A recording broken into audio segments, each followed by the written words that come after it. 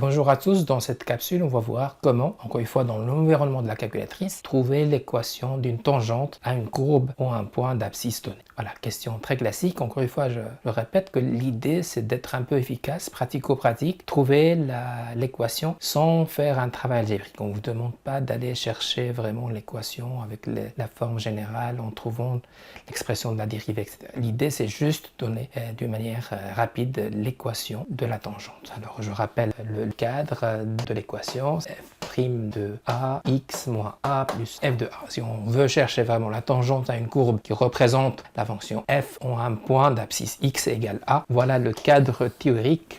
L'idée c'est pas de chercher cette expression avec le calcul de f' de a et de f de a, mais c'est juste avoir une technique qui nous permet d'aller vite vers la réponse. J'explique tout d'abord une série de captures d'écran avant de passer à la manipulation technique de la calculatrice. Je vais partir d'un exemple encore une fois simple. Je donne une fonction qui s'appelle f avec la variable h carré moins 10h plus 22. Encore une fois, c'est un exemple, ça peut être n'importe quelle fonction, que ce soit exponentielle, logarithmique, trigonométrique, etc.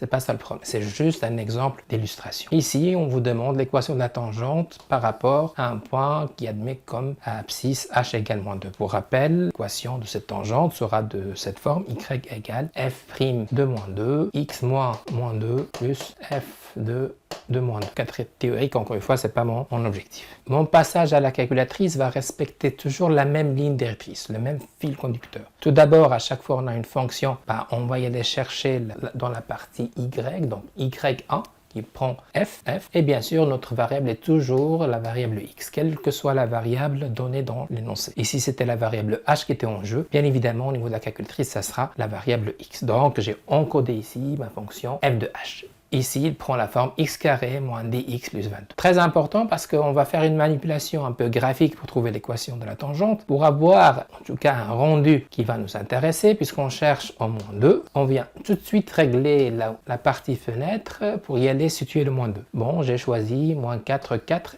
c'est juste dans la partie x. X min c'est moins 4, x max c'est 4, parce que j'avais le moins 2. Par exemple, si j'avais le moins 7, je vais opter pour quelque chose qui va valoriser le moins 7. Si par exemple j'ai 4, ça sera par exemple entre 0 et 5. Donc voilà, juste une manipulation technique qui me permet d'avoir un affichage pas optimal, mais juste sur l'axe des abscisses parce que je m'intéresse à la variable, en tout cas au point moins 2. Voilà, attention, première chose, c'est la fenêtre, on règle en fonction de ce qu'on donne. Le moins 2, ce réglage est en fonction de ce moins 2. Si on donne une autre valeur, changer la borne inférieure et la borne supérieure. Cette technique se base sur une technique graphique, donc je vais opter pour un autre environnement qui est l'environnement dessin. Dans cet environnement dessin, donc programme dessin, je vais opter pour l'option qui m'intéresse, c'est l'option tangente. Tout de suite, je vois qu'il y a deux choses. X égale moins 2, ça c'est le point, en tout cas l'abscisse de ce point, c'est le moins 2. Il me donne déjà l'équation de la tangente qui est ici y égale moins 14x plus 18.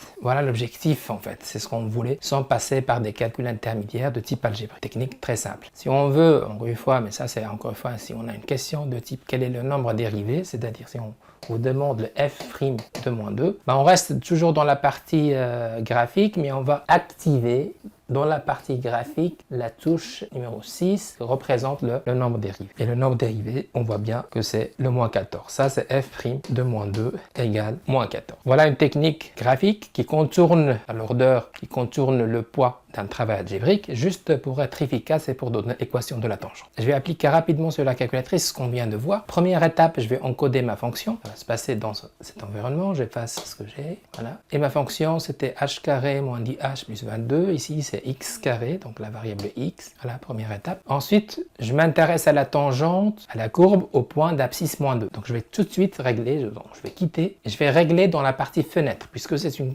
question qui va être résolue dans l'aspect graphique. Donc, et là, je vais opter, donc le moins 2 peut être entre moins 4, x min, et 4. Alors, on a dit, bien sûr, l'échelle entre moins 4 et 4, je peux opter pour 2. C'est juste une manipulation technique qui me permet de situer le moins 2 entre moins 4 et 4.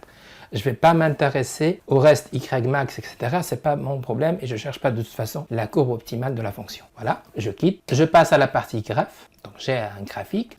Je vais opter pour l'aspect dessin. Donc l'aspect dessin, ça va se passer dans Shift Programme. Et là, je vais passer au 5. La valeur cible, c'est moins 2, x égale moins 2, je valide. Et là, j'ai tout de suite l'équation de la tangente qui est y égale moins 14x plus 18. Encore une fois, c'est une technique qui me permet de trouver facilement l'équation de la tangente. Voilà pour cette capsule.